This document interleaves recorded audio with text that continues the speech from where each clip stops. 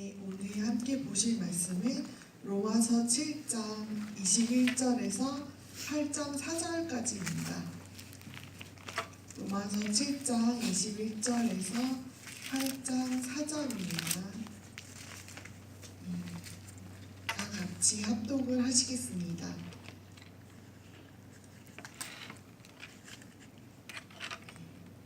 시작. 그러므로 내가 한 법을 깨달았노니 곧 선을 행하기 원하는 나에게 악이 함께 있는 것이로다. 내 속사람으로는 하나님의 법을 즐거워하되 내 지체 속에서 한 다른 법이 내 마음의 법과 싸워 내 지체 속에 있는 죄의 법 아래로 나를 사로잡아 오는 것을 보는도다. 오라, 나는 공고한 사람이로다. 이 사망의 몸에서 누가 나를 건져내랴. 우리 주 예수 그리스도로 말미암아 하나님께 감사하리로다. 그런즉 내 자신이 마음으로는 하나님의 법을, 육신으로는 죄의 법을 숨기노라.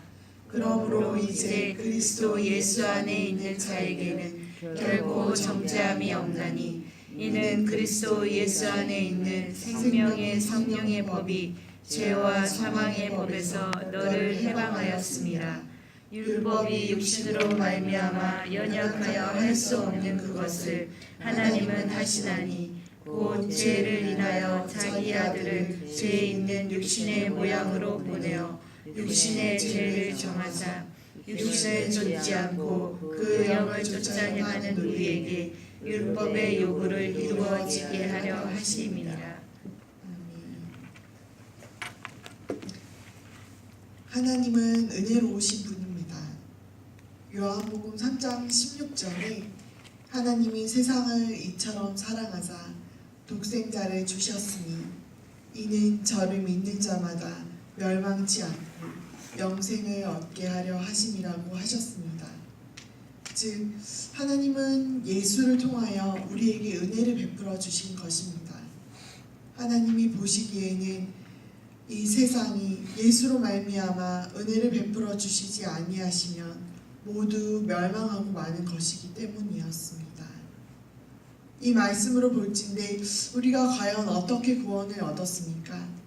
우리 자신이 스스로 노력해서 구원을 얻었나요? 아닙니다. 하나님이 이 세상을 사랑하심으로 우리의 대속물로 보내주신 예수님 때문입니다. 그 예수님께서 골고다 길을 걸으시고 가시면류관을 쓰시고 채찍에 맞으시며 마침내 십자가에 못 박혀 물과 피를 쏟으신 그의 공로로 값없이 구원을 받았습니다. 예수님께서는 나는 섬김을 받으러 이 땅에 오지 않았고 오히려 섬기기 위해 이 땅에 왔다고 말씀하셨습니다. 예수님께서 이 땅에서 받으신 고난에 대한 보상을 모두 우리에게 주심으로, 즉 우리 인류를 섬겨주심으로 인해 우리가 전인격적인 구원을 받을 수 있게 되었습니다. 이렇게 예수님의 공로로 구원을 받은 우리에게 어떠한 변화가 있었습니까? 이 세상 풍속을 좇고 공중의 권세 잡은 자를 따르는 본질상 진노의 자녀였던 우리가 믿음으로 말미암아 하나님의 자녀가 되었습니다. 즉 죄인에서 의인의 신분으로 변화된 것입니다. 이 세상에 의인은 없나니 하나도 없다고 말씀하셨는데 우리가 어떻게 의인이 되었을까요? 의인은 예수님 한 분뿐이십니다.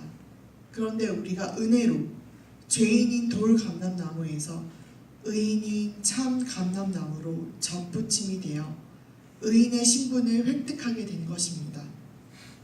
침례로서 예수의 죽음과 함께 우리가 죽어 옛사람을 장사시키고 예수의 부활하심과 함께 우리도 함께 살아남으로 죄에 대하여 죽고 의에 대하여 산 자가 된 것입니다. 그렇다면 우리가 의인의 신분을 가진 자들로서 어떻게 살아야 마땅하겠습니까? 요한복음 4장 23절에 아버지께 참으로 예배하는 자들은 신령과 진정으로 예배할 때가 오나니 곧 이때라고 하시면서 아버지께서는 이렇게 자기에게 예배하는 자들을 찾으신다고 말씀하셨습니다. 즉 성령과 진리로 하나님을 예비하는 삶을 살아야 할 것입니다. 여러분 모두 이러한 삶을 살고 계시리라 생각이 됩니다. 그렇다면 우리가 이렇게 하나님을 예배하는 삶을 살면 죄를 짓지 않게 되는 것일까요? 오늘 읽은 본문에서 바울은 자신을 곤고한 사람이라고 고백하고 있습니다. 바울이 어떠한 사람입니까? 스데반이 순교할 때 그 스데반의 죽음을 찬성할 정도로 예수 믿는 사람들을 핍박하다가 다메섹 도상에서 예수님을 만난 후 철저히 변화되어 하나님의 예수로 말미암은 은혜가 무엇인지 분명하게 아는 사람입니다.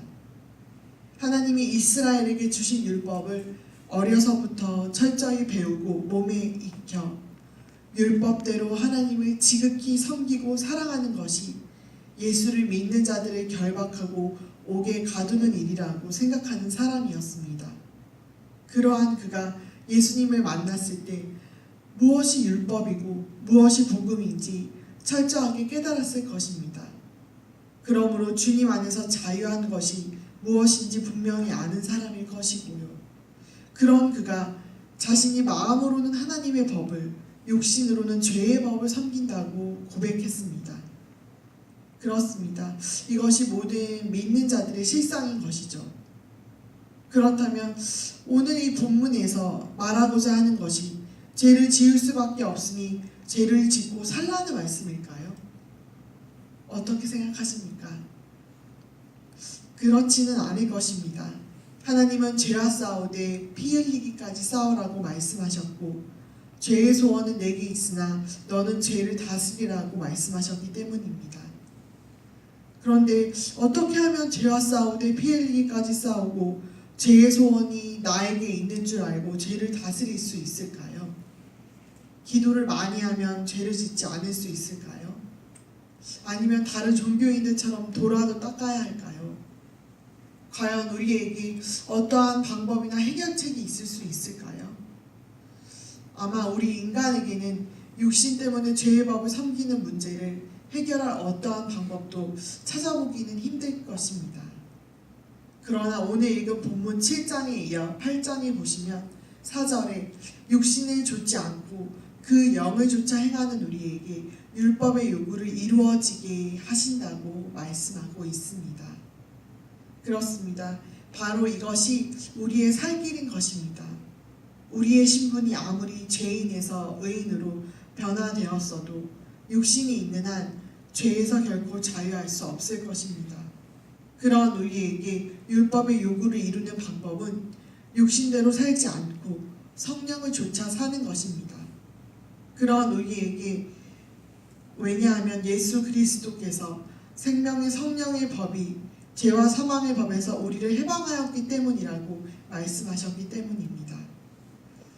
예수님은 우리에게 내가 떠나가는 것이 너희에게 유익이라고 말씀하셨습니다. 왜 그렇습니까? 바로 예수님의 십자가의 공로로 죄의 문제를 해결받은 우리에게 성령을 보내주시기 위해서입니다. 성령이 오셔서 죄에 대하여, 의에 대하여, 그리고 심판에 대하여 세상을 책망하시고 우리를 모든 진리 가운데로 인도하시기 때문입니다.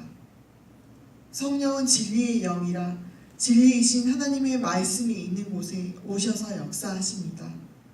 동시에 우리에게 하나님의 말씀이 생각나게 하시고 그 말씀에 순종하여 살아갈 수 있도록 범사를 인도하십니다. 그러므로 이러한 성령을 좇아 사는 것이 우리의 영원한 삶에 대한 하나님의 선물이고 이 선물 안에 하나님이 주시는 복과 생명이 가득한 것입니다. 우리 모든 전도사님들도 하나님 앞에 나는 곤고한 사람임을 고백합시다.